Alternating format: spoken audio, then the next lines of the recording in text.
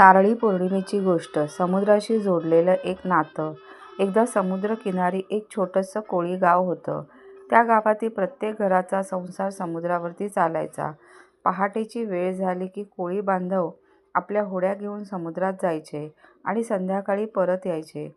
त्यांच्या कष्टातून घरातील चूल पेटायची, मुलांची स्वप्नं पूर्ण व्हायची. पण पावसाळा आला की समुद्राचं रूप बदलायचं. लाटा उंच व्हायच्या, वारा जोरात वाहायचा आणि समुद्र खळबळायचा.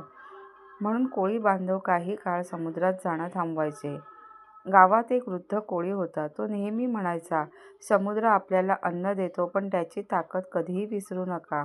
त्याच्याकडून घेताना त्याला धन्यवाद द्यायलाही शिका. श्रावण पौर्णिमेचा दिवस उजाडला. संपूर्ण गाव समुद्रकिनारी जमलं. प्रत्येकाच्या हातात नारळ होता. त्यांनी समुद्राची पूजा केली आणि तो नारळ समुद्राला अर्पण केला. एका छोट्या मुलाने आपल्या आजोबांना विचारलं, आजोबा, आपण समुद्राला नारळ का देतो?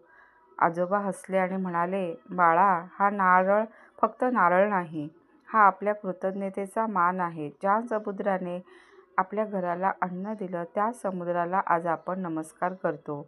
मग सगळ्यांनी हात जोडले आणि प्रार्थना केली. समुद्र देवा, आमच्या कष्टांना यश दे, आमच्या होड्या सुरक्षित ठेव, आमच्या घरातील माणसं सुखरूप परत येऊ दे आणि आम्हाला निसर्गाचा आदर करण्याची बुद्धी दे. त्या दिवसापासून श्रावण पौर्णिमेला समुद्राची पूजा करून नारळ अर्पण करण्याची परंपरा अधिक दृढ झाली. म्हणून या दिवसाला नारळी पौर्णिमा म्हणतात. या सणामागचा खरा उद्देश असा आहे की नारळ पौर्णिमा आपल्याला एक सुंदर गोष्ट शिकवते. निसर्गाकडून फक्त घेऊ नका, तर त्याच्याप्रती कृतज्ञताही व्यक्त करा. समुद्र हा केवळ पाण्याचा अथांग सागर नाही, तो हजारो कुटुंबाचा आदर आहे.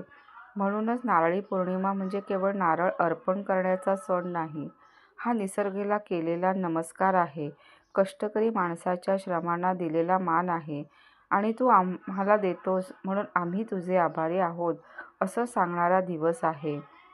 तर नारळी पौर्णिमेच्या हार्दिक शुभेच्छा.